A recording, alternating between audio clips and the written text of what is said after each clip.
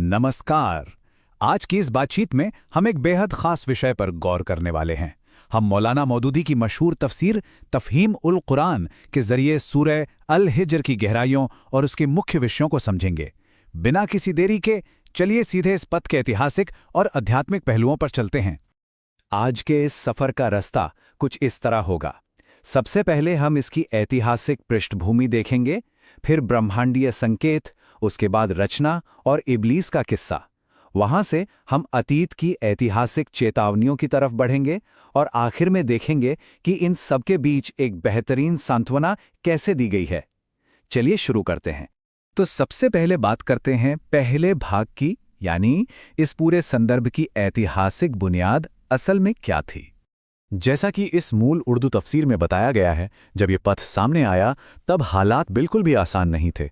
संदेश पहुंचने हुए एक लंबा अरसा बीत चुका था और दूसरी तरफ से लगातार जो विरोध हो रहा था, जो मजाक उड़ाया जा रहा था, वो सब अपनी हद पार कर चुका था। असल में ये टेक्स्ट उन्हीं बेहद सख्त ज़मीनी परिस्थितियों का एक सीधा और तगड़ा जवाब बनकर आया था।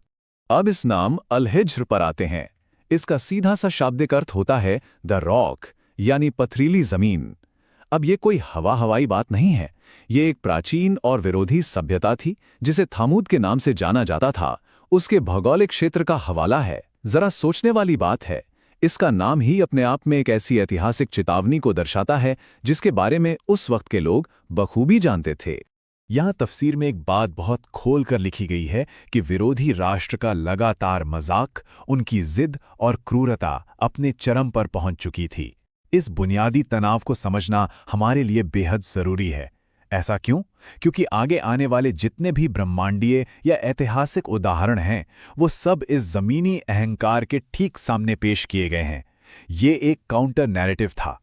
यहां से हम आगे बढ़ते हैं अपने दूसरे भाग की तरफ, जो जमीन से उठकर सीधा ब्रह्मांड की तरफ ले जाता है, एक बिल्कुल व्यापक दृष्टिकोण। यहाँ टेक्स्ट हमारा ध्यान अचानक से प्रकृति के बिल्कुल नापातुला और सटीक संतुलन की तरफ खींचता है, जैसे जीवन देने वाली बारिश, फसलों को उपजाऊ बनाने वाली हवाएं और इस धरती का एक बिल्कुल परफेक्ट बैलेंस। ये सब नेचुरल फिनोमेना असल में ये सिखाते हैं कि ऐसी फ्लॉलेस और बेहतरीन व्यवस्था कभी भी खुद ब खुद नहीं बन सकती। इसके पीछे एक जबरदस्त हिकमत यानी विजडम है, जिस पर विचार करना जरूरी बताया गया है। और ये देखिए, ये कितनी रोचक तस्वीर पेश करता है। तफसीर में आसमानों को किलो या फोर्टिफाइड स्फीयर्स के रूप में दर्शाया गया है। आसमान की सुरक्षा के लिए शूटिंग स्टार्स यानी उल्कापिंडों का हवाला दिया गया है। ये उन बागी शक्तियों को वहां की आवाजें सुनने से रोकते हैं।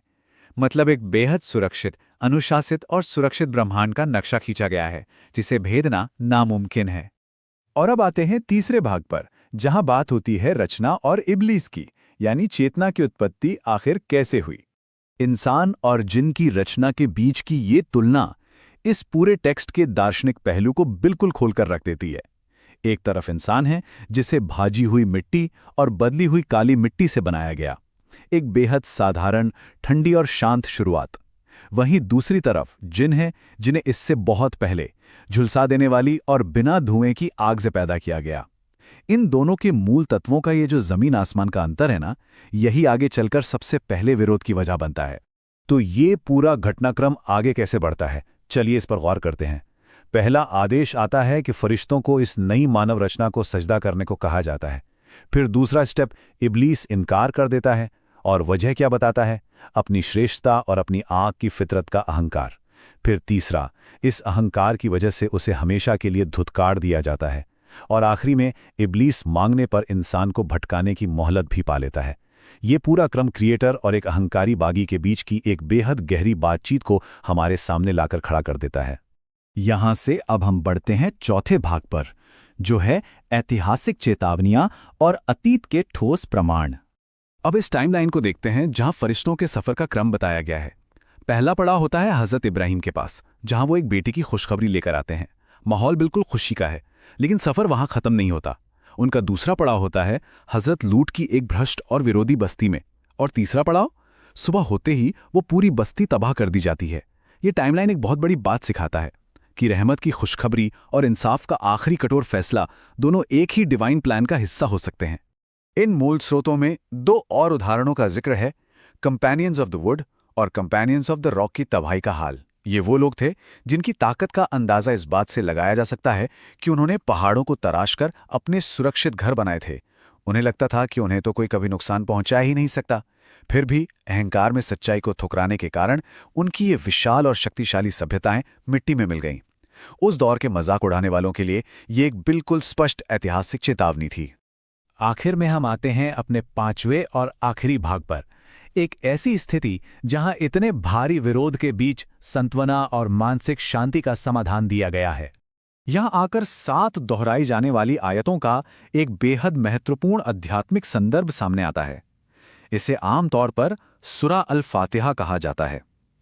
टेक्स्ट ये बताता है कि विरोधियों के पास चाहे कितनी भी दुनियावी दौलत हो, साजो सामान हो या ताकत क्यों ना हो, ये आध्यात्मिक उपहार उन सब पर भारी पड़ता है।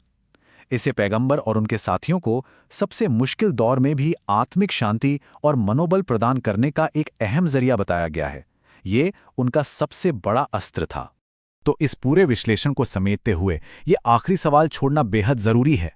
ये प्राचीन टेक्स्ट आखिर किस तरह दिव्य चेतावनी की उस कठोरता और दिव्य दया के अनंत वादे के बीच एक आदर्श संतुलन बनाता है। एक ऐसी दुनिया में जहां इंसान लगातार अपने अहंकार और सच्चाई की खोज के बीच जूझता रहता है, ये तफसीर हम सबको इन दोनों ही पहलुओं पर गहराई से सोचने की दावत देती है। आज की इस चर्चा को हम यहीं विराम देते हैं। जल्द ही मिलेंगे एक नए विश्लेषण के साथ।